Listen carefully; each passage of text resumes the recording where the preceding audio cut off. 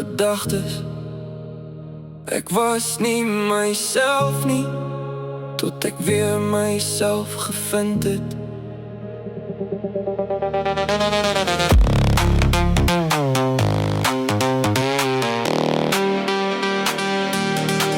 Ek was verlore, ek was verdwaal, 'n vreemdeling vir myself.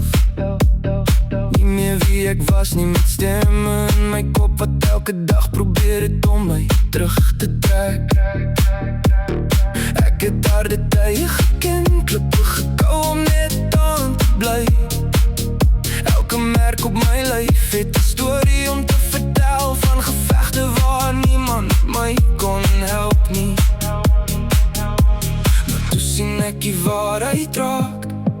Die grootste oorlog wat ek moes aanpak, was nie teen iemand anders nie, dit was teen myself. Toe vind ek myself tussen die stukkies wat oorbly. Ek het myself weer opgetel en geleer om myself lief te hê. Die stemme wat my afgebreek het, het ek stil gemaak vir altyd.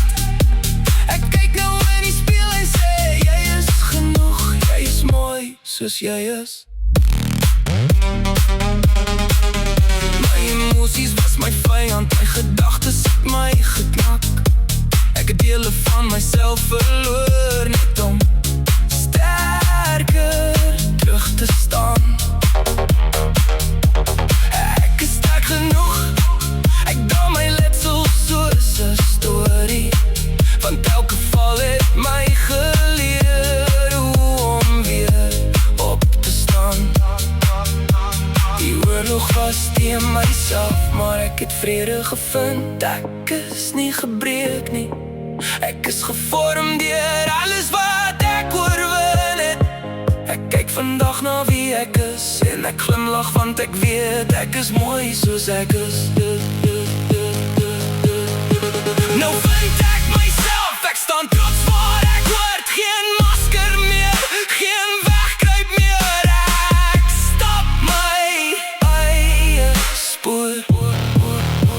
Die oorlog was teen myself, maar ek het vrede gevind. Ek is nie gebreek nie, ek is gevorm deur alles wat ek oorwin het.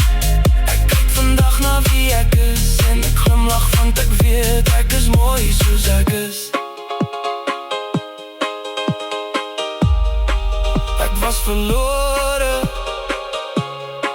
maar ek het myself gevind.